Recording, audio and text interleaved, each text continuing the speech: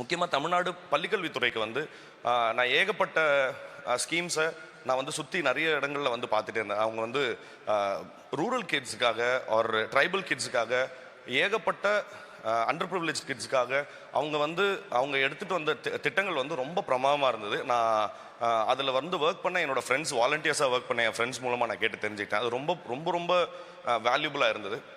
ஒரு அரசு இது வரைக்கும் நம்ம உலக வரலாற்றில் ஒரு அரசு எதை தன்னுடைய மூலதனமாக நம்புதுங்கிறது ரொம்ப முக்கியமான ஒரு விஷயம். எத்தனையோ நம்ம உலகத்தில் வரலாற்றில் எத்தனையோ அரசுகள் எத்தனையோ விஷயங்களை மூலதனமாக நம்பியிருக்கு. பயத்தை, மிரட்டலை, பக்தியை, பணத்தை.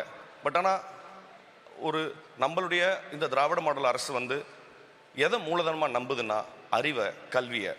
அது ரொம்ப முக்கியமான மூலதனம்ங்கிறதுக்கு பெரிய சான்றாக என்ன இருக்க போகுதுன்னா, இன்னைக்கு போடுற விதை நிச்சயமாக தமிழ்நாட்டை எங்கே கொண்டு போக போகுதுங்கிறத இனி வரும் காலங்களில் நம்ம நிச்சயமாக பார்க்க தான் போகிறோம். அதுக்காக தமிழ்நாடு அரசுக்கு நிச்சயமாக நான் நன்றி கடன் பட்டிருக்கேன். தேங்க்யூ, ரொம்ப நன்றி.